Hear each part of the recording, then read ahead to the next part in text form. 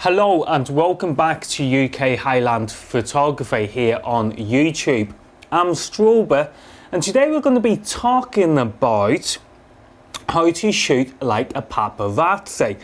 Now recently a lot of people have been calling me paparazzi, and the reason being is because I've been taking a lot of photographs of people in continuous burst mode. So that means that my flash is repeatedly going off on people, hence why people are starting to think that I'm a paparazzi. Anyway guys, let me quickly talk to you about my experience. I remember a few years ago there was a celebrity, and he was known as Kevin Webster of Coronation Street. That's a soap here in the United Kingdom. And basically Kevin Webster was accused of something that he did not do. And I remember all the photojournalists when Kevin Webster came out of court. I remember all the photojournalists gathering around Kevin and just all taking photographs of the guy. And I remember that in my head, I wanted my camera to go like a machine gun, but instead my camera did not go like a machine gun. My camera took like 2 photographs and then that was it. My camera just stopped taking photographs unless I pressed the button again. And ever since that experience, I have always looked for the answer as to why that happened. And many years later, I now know the answer. Basically, when you shoot your DSLR on continuous burst mode, and like if you want to shoot like a paparazzi, basically the secret is in the size of your photographs. Now let me explain this, right? So here we have my DSLR. It is currently set to take raw files in addition to JPEG images. So have a look at the screen. You can see it is currently set to shoot raw format and JPEG format. You see that? So what that means is that my camera here has to take a raw photograph and then it has to process it and also take a JPEG photograph. Now what that means is that this camera is using a lot of processing power. And let me show you this. So what I'm going to do, I'm just going to take a few photographs on raw format and JPEG. So here we go, listen to this. Right, it stopped. Yeah, okay, let's do that one more time. One more time, here we go. It stopped again, right? That's because the camera is trying to process all this information. It's trying to process raw format and JPEG format. So when you're working as a paparazzi or a photojournalist, then what you can do is you can help your camera out. You don't need to be shooting raw format. So what you can do instead is go into your camera, okay, and change your file size to, let me get this. Yeah, change your file size to a basic image. So make your image a lot smaller. And then also go to your image size and make your image small. So now guys, watch this. Because my camera has to process less information, check how long I can shoot for now. Listen to this. You see, I can shoot for much longer with smaller photographs. So that means if I've got a celebrity and I'm photographing them, then I can photograph them for a longer period of time because my photos are smaller and my camera does not have to process it as much.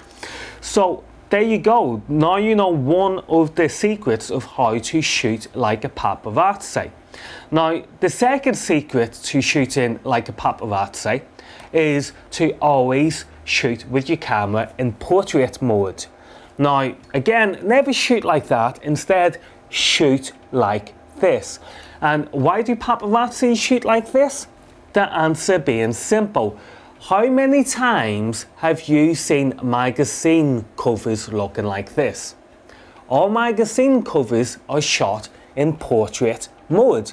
You never see a front cover that is shot in landscape. So if you want to take paparazzi style shots, make sure you shoot them in portrait mode. Now, my next point is coming on to working with flash. Now, when you work with flash, you need to have power. So, and not only do you need to have power, but you also need to make sure that your flash can sync with your DSLR. So have a look at these photographs here. As you can see, the girl is a little bit, confused as to what's going on. At the beginning, she's smiling, and now she's like, oh, what's going on, all these flashes. So, as you can see, the flash is keeping up with my DSLR in them series of photographs. So, what do we need then? What we need is a speed light, and we also need a power pack. Now, a power pack basically assists your speed light to recycle it faster.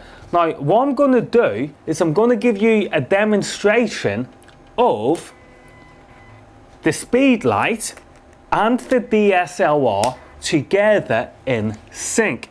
So what I'm going to do now, I'm just going to go into my menu and I'm going to pretend it's nighttime, okay?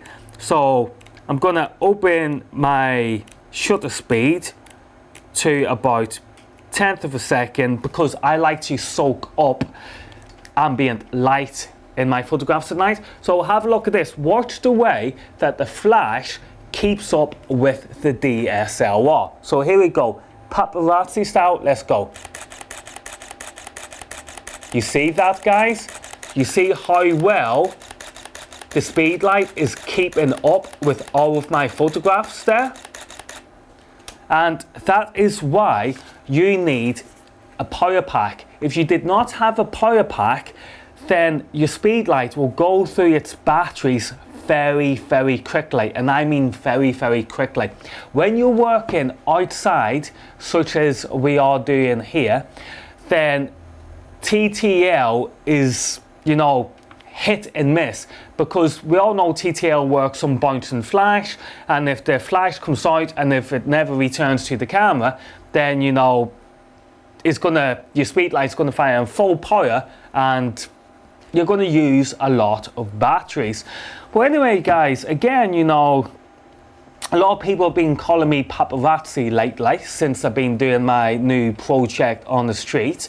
And this is basically the setup what I have been using.